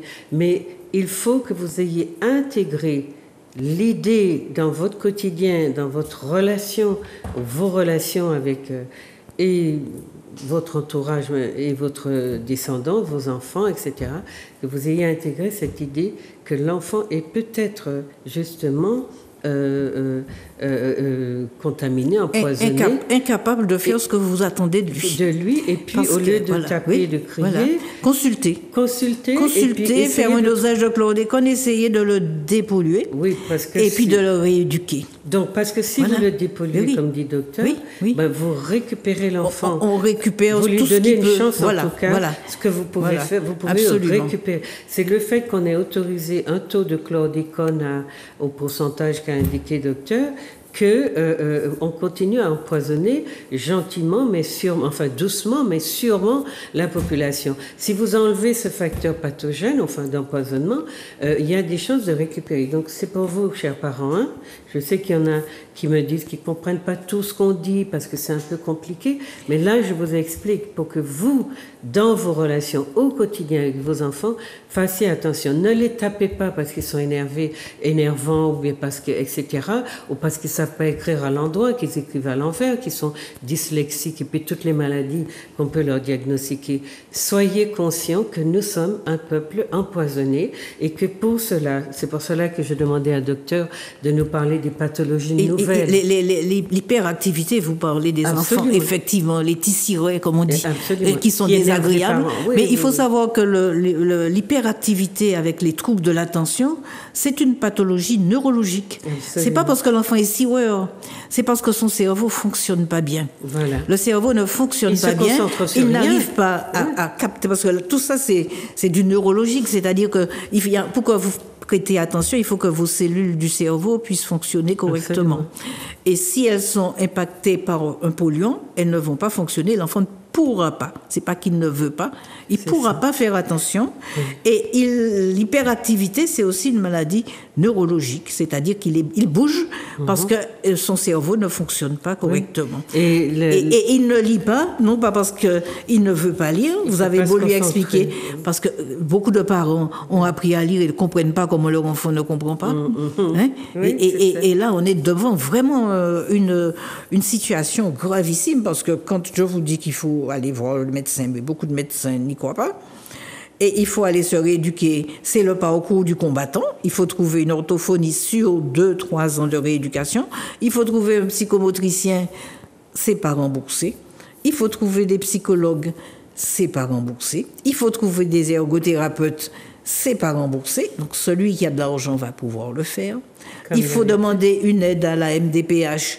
C'est un parcours, ça vous prend 1 année avant de faire le diagnostic. Donc effectivement, on est devant une situation extrêmement complexe et gravissime. Mais il faut quand même rester debout et puis se battre. Il faut se battre. Donc, c'est pour ça qu'on vous apporte un peu de connaissances.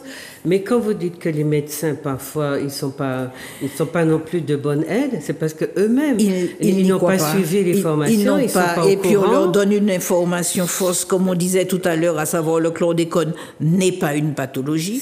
Donc, c'est pas parce que vous avez un taux de chlordécone que vous êtes malade. Voilà, c'est ça. C'est que pour eux, on leur dit pas qu'il y a un lien entre hyperactivité et taux de chlordécone. On leur dit pas qu'il y a un lien entre dyslexie.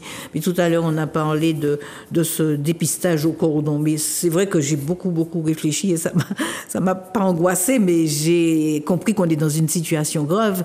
Quand on a fait les tests des enfants en Guadeloupe c'était en 2000, je sais plus en quelle année, 2010-12, et qu'on s'est rendu compte qu'il y a un lien entre le taux de chlordécone au cordon et le quotient intellectuel à 7 ans.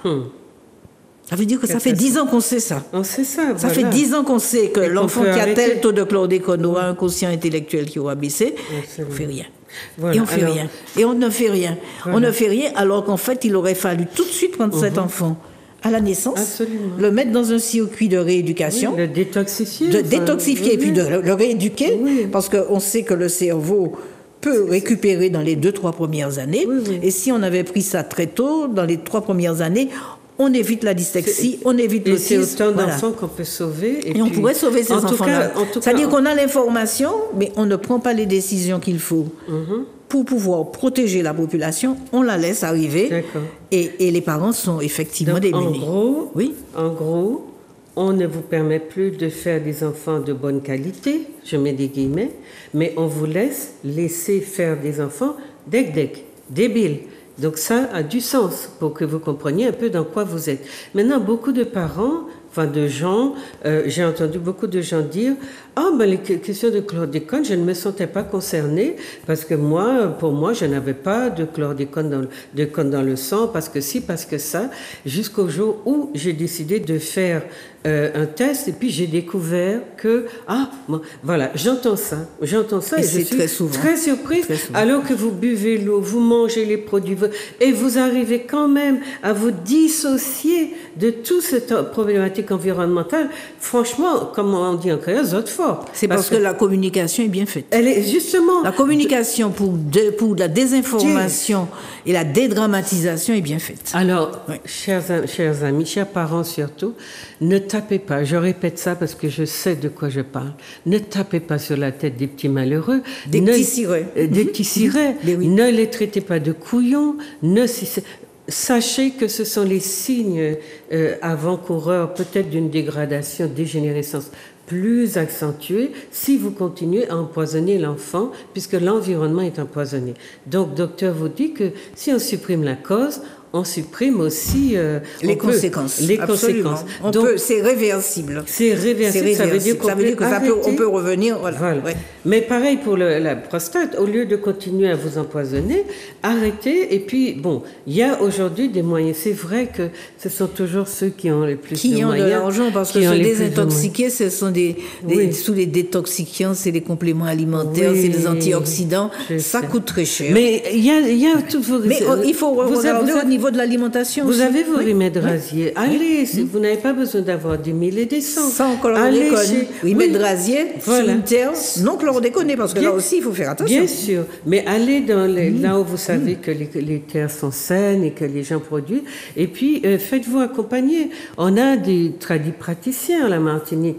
Il y en a qui sont conscients, en tout cas, qui ne vont pas vous faire des thérapies à base d'herbes empoisonnées. Enfin, il y a des choses à faire. Il faut se mettre debout et réagir. Il faut réagir, ne pas considérer que c'est une fatalité qu'on lui a fait du mal. Parce que là aussi, les gens sont persuadés qu'ils ont fait mal. hein, on lui en veut. Et il faut se dire que ça peut être le chlordécone. On ne peut pas le prouver toujours, mais il faut déjà faire le test. Oui. Ça peut être le chlordécone et à ce moment-là, il faut désintoxiquer l'enfant et puis le prendre en charge, le faire se rééduquer et se faire accompagner. Et docteur, toutes les générations de mères actuelles sont celles qui ont vécu à l'ère du chlordécone. C'est le 72 dont toutes les jeunes mères, toutes les personnes qui ont 80, voilà, qui dans les années 85-90 qui ont commencé à avoir des enfants, c'est elles qui ont des enfants qui sont possiblement contaminés. C'est ça, voilà. C'est tous les enfants, disons, qui sont nés à partir des années 60. Voilà. Non, 72, à partir des années 80-90. Oui. Hein? Tous ces enfants qui sont nés dans les années 80-90, dont les mères étaient en âge de procréer à partir de 72, donc les mères qui étaient des années 50.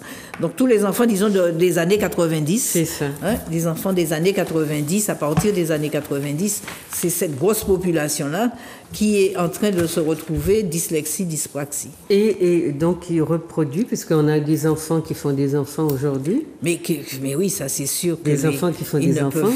Donc ce sont des tout jeunes qui continuent, qui sont empoisonnés, qui donc mettent au monde des enfants parce qui que sont c'est transmissible, l'épigénétique est transmissible sur plusieurs générations et la teinte du chlordécone, c'est le sperme, c'est l'ovule. Donc ça veut dire les cellules reproductrices. Ça veut dire que si vous êtes contaminé, vos enfants, vos petits-enfants le seront. D'accord. Et c'est la raison pour laquelle les adultes aussi doivent faire leur test et se décontaminer. Se décontaminer, si vous mangez 0 chlordécone, vous vous décontaminez, ça prend du temps. Mais il faut absolument sélectionner les aliments que vous prenez. Manger 0 chlordécone. C'est le parcours du combattant, je suis d'accord avec vous. C'est un environnement hostile dans lequel vous devez prendre conscience que vous êtes un environnement hostile. Ça veut dire que, voilà, c'est dans l'air du temps. On a admis l'idée qu'il faut être tous les jours un petit peu empoisonné et que apparemment ça se voit pas à l'œil nu tout de suite. Donc on peut continuer. Et ceux qui font du profit sur ce qu'on vous vend qui est empoisonné, eh bien, ils n'ont pas trop d'état d'âme.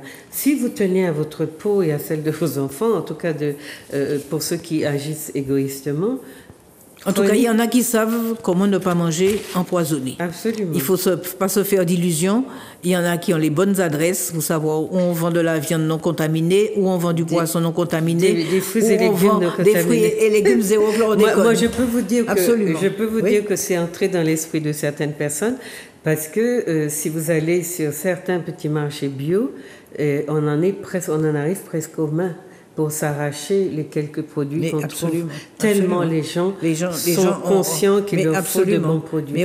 Mais on en arrive presque aux mains. Mais parce que finalement, il n'y en a pas beaucoup. Et ça, c'est un scandale parce que finalement, quand vous regardez toujours les chiffres, moi, je n'ai pas été vérifié, vous vous rendez compte que 3/5, c'est-à-dire plus de 50% des terres agricoles ne sont pas contaminées. C'est ça. Plus de 50%. C'est ce qu'on dit, voilà, dans mais les ça hauteurs. veut dire, mais écoutez, c'est dans les hauteurs, et puis vous avez les zones contaminées, ce sont les zones qui ont eu de la banane. Oui. Mais tout le sud n'a pas eu de banane. Enfin, oui, Ducos, Saint-Esprit a eu de la banane, François. Mais le truc avec les eaux de pluie qui chargent. Non, pas trop. Je mais pense on pas. a interdit toute la côte Caraïbe, toute la côte atlantique. Non, mais la côte atlantique, c'est parce que c'était des terres de banane. Non, ce sont des eaux qui sortent des hauteurs. Je pense que c'est d'un terrain à un autre, peut-être un petit peu. Moi, je pense que c'est surtout qu'on a mis beaucoup de chlordécone dans les terres de bananes, dans le Nord-Atlantique et puis dans le centre de la Martinique. Mais quand il pleut beaucoup, on a découvert que ça draine toutes ces eaux. Alors, il paraît que ça ne draine pas beaucoup parce que c'est hydrophobe. Hein, donc, c'est pas dilué dedans. Ce qui draine, ce sont les matières organiques qui sont drainées avec les eaux, hein, mais pas tellement l'eau. C'est pas dilué dans l'eau. C'est pas dilué dans l'eau. Non, c'est dilué dans les graisses. Et pourtant, notre eau, elle est empoisonnée. C'est-à-dire que là, ça, c'est autre chose. C'est-à-dire que les rivières du bassin versant ont récupéré, mais ont récupéré par le bas, par les matières organiques. Et c'est des matières organiques qui ont drainé et puis qui ont pollué les rivières comme la Capote et la rivière, qui sont dissoutes dans les matières organiques. D'accord. Donc qui sont drainés avec les eaux, mais c'est pas forcément dans l'eau courante, dans l'eau de rivière. Donc il y a quand même 3/5 de toute la Sainte-Anne-Marin, toutes ces zones-là qui n'ont jamais eu, 3 îlets qui n'ont jamais eu de banane, n'ont pas de chlordécone. Le Nord-Atlantique, Caraïbes, Bellefontaine, tout ça, n'ont pas de chlordécone. Donc ça veut dire que nous avons suffisamment de terres agricoles et puis toutes les terres en friche. Il faut qu'on développe davantage. Toutes les terres en friche. Ça veut dire que la population doit se mobiliser pour que ces terres en friche soient réquisitionnées, qu'on ne construise pas sur ces terres en friche. Elles sont en train d'être qu'on ne construise pas dessus ces terres agricoles en friche, qu'on construise sur les terres qui sont contaminées. La spéculation immobilière, elle est forte. Ah non, mais c'est sûr, mais ça coûte cher. Mais il faut que les mairies, dans chaque mairie, demander que les terres en friche soient réquisitionnées et qu'on produise zéro chlordécone pour la population.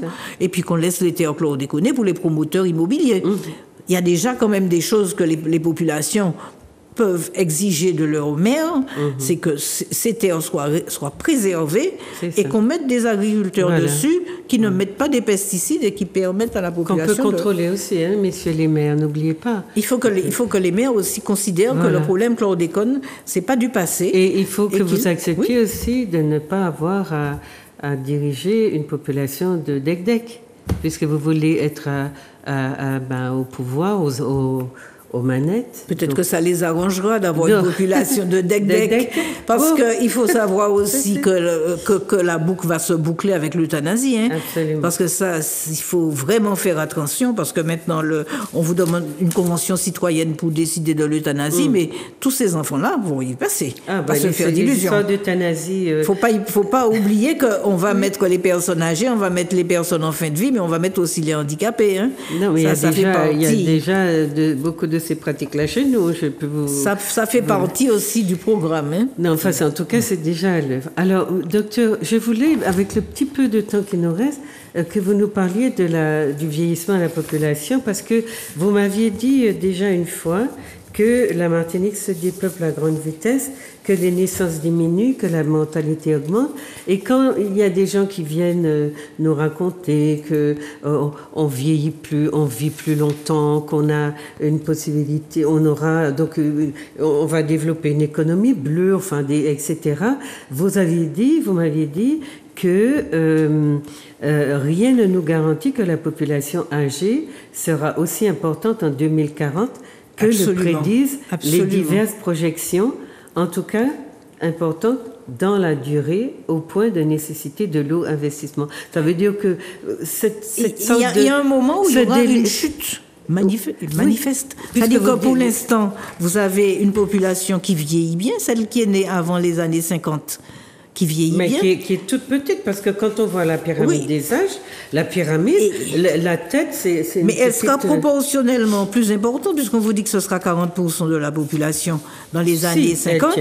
Mais d'un seul coup, elles vont mourir. Oui. Donc ça veut dire que dans les années 60-70, on n'aura pas cette population, on aura une chute dans les années 30. Alors, dans les années 30-40, d'après leurs projections, il y aura beaucoup de personnes âgées, proportionnellement 45% de personnes âgées, mais ces personnes âgées qui vont disparaître dans les 20 ans, il y aura une population qui va diminuer, qui va descendre à 200 000 habitants, et il n'y aura pas ces personnes âgées. Puisque la population de 50-70 ans qui va arriver à être âgée sera malade.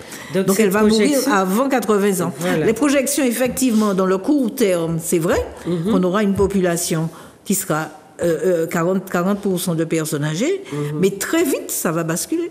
Oui. Parce que ceux qui devraient les remplacer seront déjà décédés. C'est ça, les générations intermédiaires. Les générations intermédiaires. Donc, si on veut faire une projection aux années 2100, on n'aura pas la population de personnes âgées. Le danger avec nous, docteur, c'est que nous appliquons à nos populations qui sont des populations extrêmement fragilisées, des considérations économiques, des projections, etc., qui ne correspondent qui pas ne tiennent pas aux compte réalités du sociologiques. fait qu'il y a, exactement, qu'il y a une population qui s'en va à bas bruit, c'est celle des 50-70 ans, c'est ce que vous disiez, qui ne va pas remplacer nos centenaires. Donc on sera dans une sorte de pyramide. Cette courbe-là, elle est extrêmement préoccupante. Hein. Oui. La courbe qui va la remplacer, tout à fait.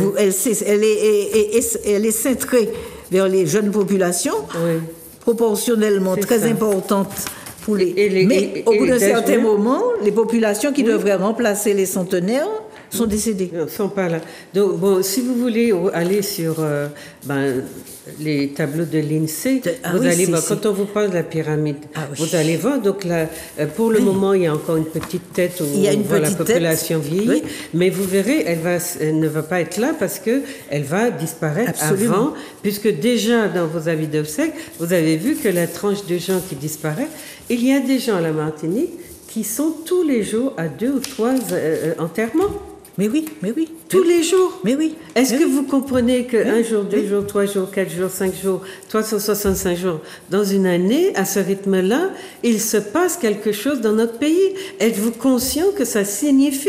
C'est un révélateur de quelque chose. Et puis la natalité qui n'augmente pas, la natalité qui baisse. Absolument. Donc ça veut dire que dans 50 ans, vous n'avez plus la relève? On n'a pas de relève. Vous n'avez pas. Elle ne sera pas de chez nous, en tout cas. Oui. Enfin, il y aura... Voilà, si on considère J'ai dit que la société ne meurt pas et que les gens qui vont nous remplacer sont déjà là.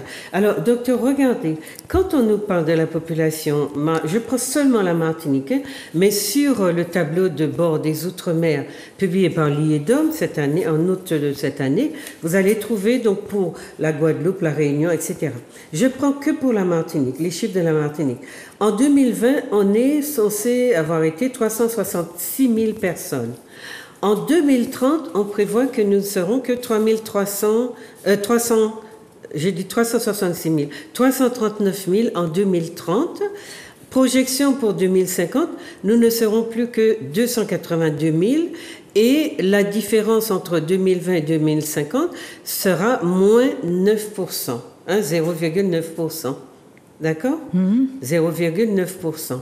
Donc, on est effectivement dans une dégringolade. Et quand je regarde les chiffres des autres, ce qu'on a appelé les Outre-mer, nous sommes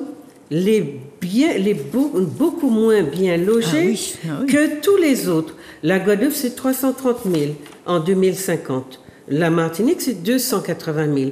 Je veux dire, nous avions, il y a quelques années, nous étions à 400 000 habitants. On était à 400 000 habitants dans les années 2010, oui. 2010. Oui. Donc, vous voyez la vitesse à laquelle nous disparaissons. Ça dégringole et les personnes âgées, une fois qu'elles auront disparu, la relève ne sera pas là. Elle n'est pas Donc, là. ça veut dire que la population, ça se scinde, mais cette pyramide, les projections de 2050 sont extrêmement préoccupantes, là. Absolument. Vous allez, parce que ça, c'est cintré, c'est-à-dire que la relève n'est pas là.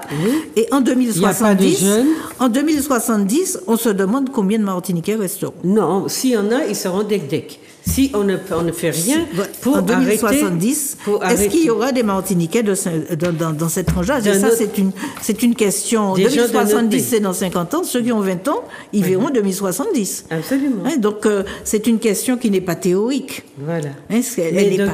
Pour les questions de retraite pour lesquelles on se bat actuellement, qui paiera les retraites? Non, mais on va passer un moment difficile dans les années 2030-2050. Voilà. Parce qu'il y aura beaucoup de personnes âgées pour peu de jeunes, 40% de personnes âgées, je crois, dans les projections, pour peu de personnes qui travaillent. Et si les populations ne sont pas formées et qu'elles ne travaillent pas, donc elles vont bénéficier d'allocations handicapées, le poids sur ceux qui travaillent va être encore beaucoup plus lourd. Va être encore beaucoup plus lourd. On va passer un moment très très difficile dans les années 2030-2050. Durée du travail qui est prolongée, qui sera prolongée. C'est-à-dire que si on suit ce que vous dites, je pense qu'il faut que quelques Martiniquais s'asseyent, ne font pas un copier-coller de ce qui se passe en métropole ici, mais s'asseyent avec toutes ces courbes, parce que moi je suis allée sur le site de l'INSEE prendre les courbes et je vous dis que j'étais assez effrayée. Et je me suis dit, il faut que nous analysions ça différemment en nous demandant combien de populations en état de travailler nous aurons pour payer les retraites. Absolument. Et combien de populations, effectivement, nous aurons encore dans les années 2070. Et si notre population est de plus en plus handicapée, quelles sont les structures, quelles sont les instances mais il faudra payer. Il faudra payer. Vous avez des personnes âgées, des personnes handicapées et quelques personnes valides qui vont partir. Et la sécurité parce que le poids va être trop lourd pour les personnes valides. Les gens vont émigrer. Mais il y a des sociétés où le suicide est déjà... Chez nous, le suicide est déjà assez massif, mais il y a des sociétés où les gens se tuent... parce qu'ils n'ont pas de perspective. Non, parce qu'ils souffrent, ils n'ont pas le bon... En Côte d'Ivoire, en ce moment, il y a une épidémie de suicide. Mais quand les jeunes font les caïds là, sur l'autoroute, c'est un suicide. La prise de risque, c'est un suicide inconscient. Mais absolument. Une manière de c'est un suicide inconscient. Parce que leur vie n'a pas d'importance. Parce que leur vie n'a pas d'importance. Et nous ne leur donnons pas d'importance. Ils n'ont pas de travail. Donc, ils vont vivre de quoi? Ils attendent rien de la vie, quoi. Ils n'ont rien de la vie et personne ne se préoccupe vraiment. Donc, comment eux-mêmes, qui financera leur retraite? Ça veut dire que si vous n'avez pas travaillé, vous n'avez pas de retraite, et donc il leur reste éventuellement à faire des cas. Mais se dire après tout, on a rien, on vit le moment présent et puis c'est tout. Mais notre population est dans ça. Carnaval, Zanfé, Zouké, machin. Absolument. Et on oublie, on s'étourdit dans les plaisirs éphémères parce que on a peur de. Mais écoutez. Moi, j'espère que vous comprenez que j'ai dit qu'il y a un enjeu terrible. Hein. Le chlordécone est en fait un catalyseur pour nous de ce qui a commencé depuis l'esclavage et qui se continue de manière vraiment dramatique. Parce qu'aujourd'hui, la question du chlordécone met en lumière, si vous voulez, un ensemble de phénomènes qui impactent nos vies et qui montrent justement que nous n'avons pas de perspective, nous n'en avons jamais eu, parce que nous n'avons probablement, avec notre élite, jamais pris les bonnes décisions. Nous avons décidé d'obéir aveuglément à la France, qui, elle, ne voit en nous qu'une sorte de colonie dont elle a tiré profit et dont, en tout cas, ses descendants continuent à tirer profit. Donc, si vous avez envie d'être des acteurs de cette société, il vous faut écouter les personnes comme Dr. Jospelin qui vous donnent des éléments d'analyse. Et chercher à agir. Parce que écouter, c'est une chose. Non, mais écouter dans un premier temps. Et trouver un créneau pour agir. Voilà. Et vous mobiliser pour justement prendre vos responsabilités. Comme le font, par exemple, le collectif des ouvriers agricoles empoisonnés. Et j'aurai le plaisir de recevoir le président de cette association pour vous parler justement. Il y a des petites actions et je salue ce qu'ils ont fait parce qu'ils sont quand même 300, ils ont récolté des informations sur 300 familles. Une enquête, mais oui, absolument, sur 300 familles. Oui. C'est sûr qu'il faut saluer ce travail-là. Absolument. Donc il y a des petites initiatives. Oui, il y a des initiatives que chacun peut prendre à son niveau. Déjà que s'informer correctement parce que, bon, ceux qui ont Internet, bon, beaucoup de gens sont sur les réseaux sociaux, vous allez sur Internet. Bon, moi, je ne connaissais pas trop la démographie, j'ai essayé de comprendre, on lit, on relit, on met son surligneur sur les mots difficiles, on va les chercher, et on finit par en comprendre. Absolument. Chacun a un petit peu de bon sens, on finit par en comprendre quand on regarde une courbe, par réfléchir, et se dire, oh, mais aujourd'hui, là, qu'est-ce que j'ai comme moyen d'agir, où je vais agir, et si je ne sais pas où, je me renseigne, j'essaie de voir s'il n'y a pas 2 ou 3 personnes comme moi qui veulent réagir. Il ne faut pas rester les bras croisés. Oui. Le message important que nous vous délivrons aujourd'hui, c'est que nous ne sommes pas une société, un peuple en voie d'extinction. Il dépendra de nous de vouloir continuer à vivre et laisser à notre descendance, qu'elle soit sortie de notre ventre ou pas, du moment que nous faisons partie d'un même peuple, tous les enfants qui naissent sont à nous. Nous sommes responsables d'eux. Donc, nous sommes en voie d'extinction. Il dépendra de nous de au moins freiner le processus pour durer un peu plus longtemps, puisque jusque vous avez vu, les projections nous prédisent véritablement en voie de disparition en effectif. Mais on n'a pas encore vu en termes de qualité, de personnes, de qualité, au niveau du bagage intellectuel, etc. Dans quoi nous serons? Absolument. Nous serons peut-être, comme dans le livre de Aldous Huxley, Le meilleur des mondes, les nègres qui vont nettoyer les poubelles des autres. Et c'est tout ce que ça aura servi d'avoir vécu, traversé 300 ans, 400 ans d'esclavage, à enrichir les autres et à nous être laissés mourir. Parce que c'est vrai, l'environnement est sauvage, agressif et méchant, mais nous, c'est vrai qu'on nous a mis dans la tête que c'est en bas sous la tête qui n'y plaisir, en bas la tête pas ni. Donc une fois qu'on a décidé que sa vie, elle va entre le moment où je peux me secouer et le moment où je vais mourir, eh bien effectivement, nous condamnons à disparaître de la manière qui arrange le plus ceux qui veulent nous voir disparaître. Donc prenez vos responsabilités. Je ne vous dis pas de ne pas vous amuser, puisque vous en avez besoin. Je comprends, les contraintes sont terribles au quotidien, mais faites bien attention à ça. Nous avons à nous sauver nous-mêmes de ce qui est en train de se préparer contre nous. Docteur, je vous laisse le dernier mot. Écoutez, moi, je vais rebondir sur ce que vous dites en disant que dès lors que nous avons mis au monde des descendants, nous en avons la responsabilité. Parce que ce que nous n'avons pas fait aujourd'hui, nous leur le laissons comme un héritage toxique, une bombe à retardement. Et ils auront à gérer. D'une manière ou d'une autre, nos enfants et nos petits-enfants auront à gérer. Imaginez qu'ils soient très peu nombreux, avec beaucoup de personnes âgées à gérer et beaucoup d'handicapés, ça va être infernal. Ils vont travailler jusqu'à 100 ans. Je ne sais pas jusqu'à quand ils vont travailler. Ils vont surtout partir parce que ce sera infernal. Oui. Donc ce que nous pouvons faire aujourd'hui, même si c'est peu, il faut penser que nous allons déjà les soulager. Voilà. Et puis il faut savoir que nous avons aussi beaucoup d'Antillais, beaucoup de Martiniquais qui sont complices du système. Et que c'est vers eux aussi qu'on peut lancer un appel. Parce que être complice du système pendant un certain temps, c'est bien, mais il faut savoir qu'on est, comme vous dites, dans le même bateau tous. Et ce que vous n'avez pas fait quand vous êtes en responsabilité, soit administrative et autres, automatiquement les autres vont en pâtir.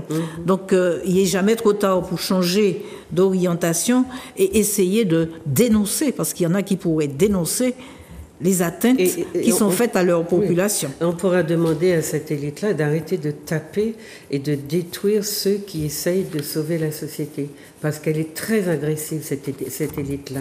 Maintenant, je ne sais pas ce qu'elle a l'intention de sauver, mais elle fait partie du lot.